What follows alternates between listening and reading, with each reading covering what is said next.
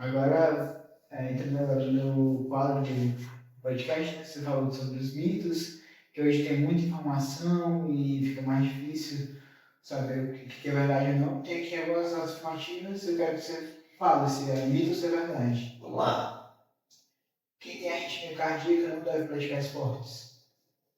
Bom, é assim, como é que eu vou dizer? Primeiro, eu não tenho autoridade para assim, desmistificar o que é mito e dizer que é verdade tudo. Entendi. Tá certo? Aqui trata só da minha opinião. Certo. E a arritmia é um problema muito complexo e envolve assim, uma gama de doenças que algumas arritmias são benignas, em que a atividade física, inclusive, deve fazer parte do dia a dia da pessoa. E existem arritmias onde a atividade física é incompatível com o tratamento.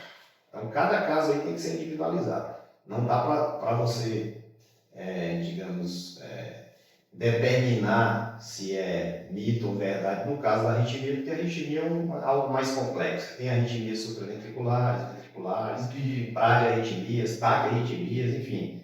A arritmia é um assunto bem complexo. Então é um quadro sindrômico e aí vai ter várias ramificações, né? Exatamente. Entendi. Tomar suplementos pré-treino é perigoso para o coração. Bom, aí depende. Depende do tipo de suplemento, sabe? O que é que acontece? A indústria, de uma maneira geral, a indústria alimentícia, de suplemento, qualquer uma, não está nem aí para você, na verdade. O que a indústria, toda indústria quer vender, né? E, assim, não é uma crítica à indústria. Toda a indústria quer vender. A indústria de automóveis quer vender automóvel, a indústria de cigarro quer vender cigarro, a indústria de celular quer vender celular. E a indústria de suplemento quer vender suplemento. Não quer vender saúde para você. Então, o que é na prática esse negócio? Quem vai precisar de suplementação alimentar para a prática de atividade física? Pô, praticamente atletas de alto rendimento ou atletas que estão disputando um nível digamos assim, de aumento de performance, onde ele já superou todas aquelas outras etapas. Então, esse suplemento, o malhadorzinho de academia, uma pessoa que vai para a academia 3 vezes por semana, o suplemento aí não faz diferença nenhuma. É só motivacional, é efeito placebo.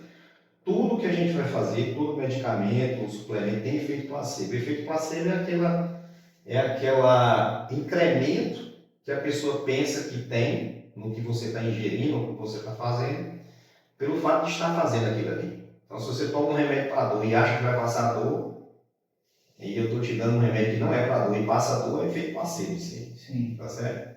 Então, se você faz uso de pré-treinos que aumentam a frequência cardíaca, cafeína, taurina, aí não é legal. Porque você pode estar diante de um estimulador, né? Para algumas pessoas podem ter um circuito, digamos, dentro do nodo ventricular, e isso pode desencadear uma arritmia sim. Tá? Já para aquelas pessoas que têm, digamos assim, um tônus vagal mais alto, por exemplo, tomar cafeína não vai fazer diferença e talvez possa melhorar mesmo o desempenho. Aí da onde vem sua cafeína? Uma xícara de café? Tranquilo.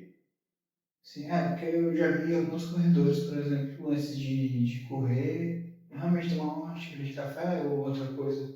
Então, assim, a indústria, ela te vende um negócio que... Mas é totalmente diferente daqueles industrializados mesmo, sim, né? Sim. Quando assim, esses, digamos, queimadores, né?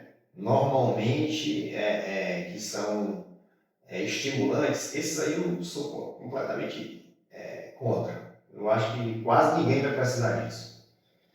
Já os suplementos alimentares, creatina, ou aminoácidos essenciais, alguma coisa, eu acho que aí individualiza muito. O objetivo, o que é que você conhece sobre isso aí, para hipertrofiar, por exemplo, sem ingerir a quantidade certa de proteína, já fica mais difícil. Mas se você, por exemplo, usa anabolizante, aí já é outro nível, né? Se você começa a utilizar elementos que não são naturalmente dentro do escopo do que é saudável e faz isso em nome de buscar saúde, aí eu acho que é uma incongruência, uma coisa assim que apesar de ser polêmico o tema aqui, né, como está na moda, como digamos assim, tá muito vigente, a reposição hormonal ou a suplementação hormonal, ou mesmo a introdução de aumento de hormonal para homens e mulheres, eu acho um assunto bem complexo que deve envolver profissionais qualificados e não é para todo mundo. Nem todo mundo vai se beneficiar disso, na verdade a grande maioria vai se prejudicar com isso no longo prazo, porque tem calcificação coronariana, aumento de taxa aterosclerótica, que são coisas que você não está vendo agora no momento. São coisas que você vai conviver, como eu falei antes, aos 50, aos 60, aos 55, aos 49 e tal, você infarta e pensa que o infarto foi um evento isolado. Não foi. O infarto foi um evento forjado 15, 20 anos antes. Sim. E esse rastro aí é difícil de achar, né? De percorrer.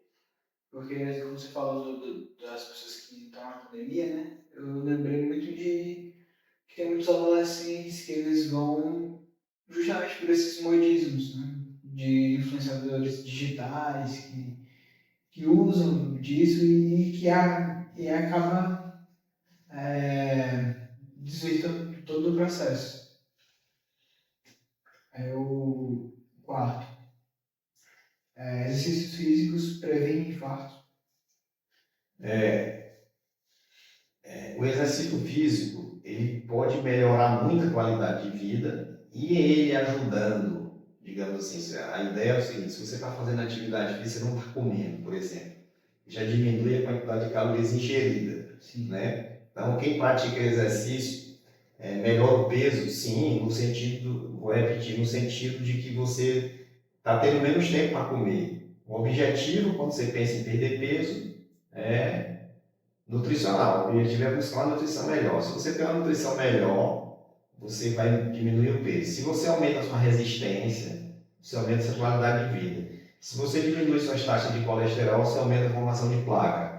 Se você aumenta a formação de placa, diminui a tendência de infarto. Mas esse não é um fator isolado. Você não pode confiar que somente isso vai fazer você ter menos infarto, porque tem fatores genéticos, né? Tem a presença do diabetes, da hipertensão, do estresse. Então, o exercício físico como um colaborador, digamos, imagina que você precisa de vários atores para fazer um filme, para diminuir o infarto. E um desses fatores, um desses atores é atividade física, está tudo certo, diminui sim. Entendi.